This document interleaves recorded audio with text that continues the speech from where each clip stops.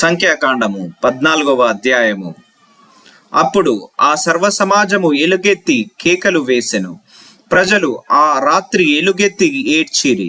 మరియు ఇజ్రాయేలీలందరూ మోషే అహరోనులపైని సనుగుకొనిరి.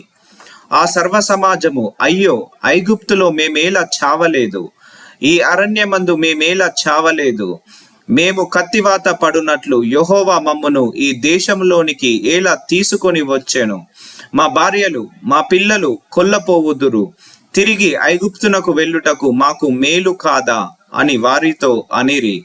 వారు, మనము నాయకుని ఒకని నియమించుకొని ఐగుప్తునకు తిరిగి వెళ్ళుదామని ఒకనితో ఒకడు చెప్పుకొనగా, మోషే అహరోనులు ఇజ్రాయేలీల సర్వసమాజ సంఘము ఎదుట సాగిలపడిరి. అప్పుడు దేశమును సంచరించి చూచిన వారిలో నుండిన నూను కుమారుడగు యెహోషువయు యుఫున్నె కుమారుడగు కాలేబును బట్టలు చింపుకొని, ఇజ్రాయేలీల సర్వసమాజముతో, మేము సంచరించి చూచిన దేశము మిక్కిలి మంచి దేశము. యెహోవా మన యందు ఆనందించిన ఎడల ఆ దేశములో మనలను చేర్చి దానిని మనకిచ్చును. అది పాలు తేనెలు ప్రవహించు దేశము. మెట్టుకు మీరు యెహోవా మీద తిరగబడకుడి, ఆ దేశ ప్రజలకు భయపడకుడి. వారు మనకు ఆహారమగుదురు, వారి నీడ వారి మీద నుండి తొలగిపోయెను. యెహోవా మనకు తోడై ఉన్నాడు, వారికి భయపడకూడనిరి. ఆ సర్వ సమాజము వారిని రాళ్లతో కొట్టి చంపవలెననగా, ప్రత్యక్షపు గుడారములో యెహోవా మహిమ ఇజ్రాయేలీలకందరికీ కనబడెను. యెహోవా, ఎన్నాళ్ల వరకు ఈ ప్రజలు నన్ను అలక్ష్యము చేయుదురు? ఎన్నాళ్ల వరకు నేను వారి మధ్యను చేసిన సూచన క్రియలన్నింటిని చూచి నన్ను నమ్మకయుందురు? నేను వారికి స్వాస్థ్యమియ్యక తెగులు చేత వారిని హతము చేసి ఈ జనము కంటే మహాబలము గల గొప్ప జనమును నీ వలన పుట్టించెదనని మోషేతో చెప్పగా, మోషే యెహోవాతో ఇట్లనెను, అలాగైతే ఐగుప్తీయులు దాని గూర్చి విందురు. నీవు నీ బలము చేత ఈ జనమును ఐగుప్తీయులలో నుండి రప్పించితివి గదా. వీరు ఈ దేశ నివాసులతో ఈ సంగతి చెప్పియుందురు. యెహోవా అను నీవు ఈ ప్రజల మధ్యనున్నావనియు, యెహోవా అను నీవు ముఖాముఖిగా కనబడిన వాడవనియు, నీ మేఘము వారి మీద నిల్చుచున్నదనియు, నీవు పగలు మేఘస్తంభములోను రాత్రి అగ్నిస్తంభములోను వారి ముందర నడుచుచున్నావనియు వారు వినియున్నారు గదా. కాబట్టి నీవు ఒక్క దెబ్బతో ఈ జనులను చంపిన ఎడల నీ కీర్తిని గూర్చి వినిన జనములు ప్రమాణపూర్వకముగా తాను ఈ జనులకిచ్చిన దేశమందు వారిని చేర్చుటకు శక్తి లేక యెహోవా వారిని అరణ్యములో సంహరించెనని చెప్పుకొందురు. యెహోవా దీర్ఘశాంతుడును కృపాతిశయుడును, దోషమును అతిక్రమమును పరిహరించువాడును, అపరాధి నిరపరాధిగా ఎంచక 3-4 తరముల వరకు తండ్రుల దోషమును కుమారుల మీదికి తెచ్చువాడునై ఉన్నాడని నీవు చెప్పిన మాట చొప్పున నా ప్రభు యొక్క బలము గణపరచబడును గాక. ఐగుప్తులో నుండి వచ్చినది మొదలుకొని ఇది వరకు నీవు ఈ ప్రజల దోషమును పరిహరించి ఉన్నట్లు నీ కృపాతిశయమును బట్టి ఈ ప్రజల దోషమును దయచేసి క్షమించుమని యెహోవాతో చెప్పగా, యెహోవా, నీ మాట చొప్పున నేను క్షమించి ఉన్నాను. అయితే నా జీవము తోడు భూమి అంతయు యెహోవా మహిమతో నిండుకొని ఉండును. నేను ఐగుప్తులోను అరణ్యములోను చేసిన సూచక క్రియలను నా మహిమను చూచిన ఈ మనుష్యులందరూ ఈ 10 మారులు నా మాట వినక నన్ను పరిశోధించిరి. కాగా వారి పితరులకు ప్రమాణ పూర్వకముగా నేనిచ్చిన దేశమును వారు చూడనే చూడరు. నన్ను అలక్ష్యము చేసిన వారిలో ఎవరును దానిని చూడరు. నా సేవకుడైన కాలేబు మంచి మనస్సు కలిగి పూర్ణ మనస్సుతో నన్ను అనుసరించిన హేతువు చేత అతడు పోయిన దేశములో అతన్ని ప్రవేశపెట్టెదను. అతని సంతతి దాన్ని స్వాధీనపరచుకొనును. అమాలేకీయులను కనానీయులను ఆ లోయలో నివసించుచున్నారు.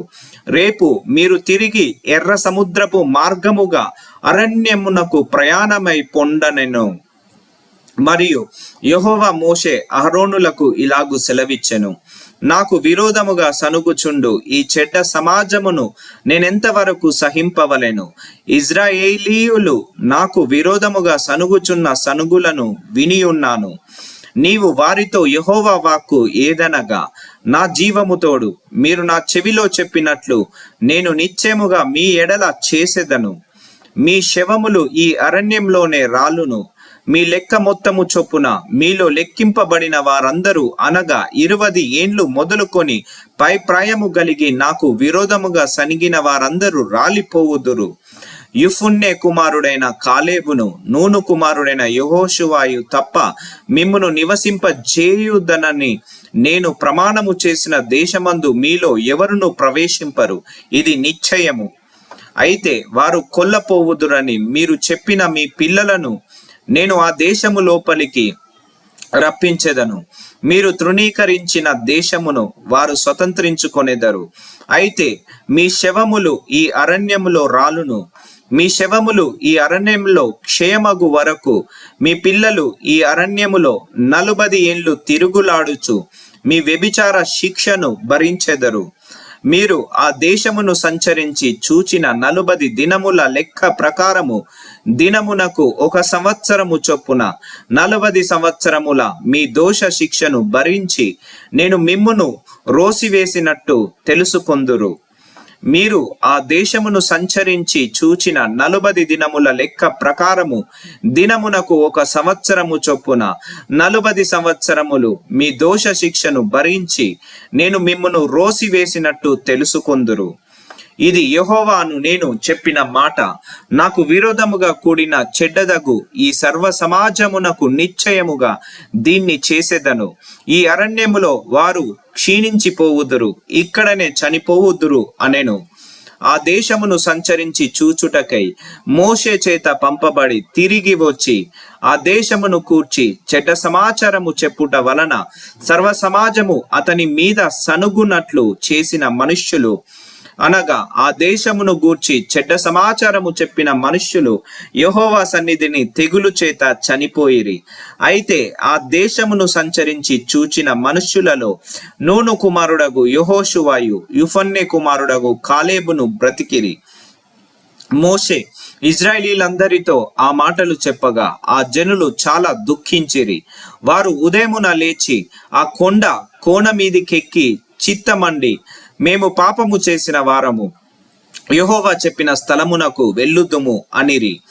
అప్పుడు మోషే, ఇది ఏలా? మీరు యెహోవా మాట మీరు చున్నారేమి? అది కొనసాగదు. యెహోవా మీ మధ్యను లేడు గనుక మీ శత్రువుల ఎదుట హతము చేయబడుదురు. మీరు సాగిపోకుడి. ఏలయనగా అమాలేకీయులు, కనానీయులు మీకంటే ముందుగా అక్కడికి చేరియున్నారు. మీరు ఖడ్గము చేత కూలుదురు. మీరు యెహోవాను అనుసరించుట మానితిరి గనుక ఇక యెహోవా మీకు తోడైయుండడని చెప్పెను. అయితే వారు మూర్ఖించి ఆ కొనకెక్కిపోయిరి. అయినను యెహోవా నిబంధన మందసమైనను మోషే అయినను పాలెములో నుండి బయలు వెళ్ళలేదు. అప్పుడు ఆ కొండ మీద నివాసముగానున్న అమాలేకీయులను, కనానీయులను దిగివచ్చి వారిని కొట్టి హోర్మా వరకు వారిని తరిమి హతము చేసిరి.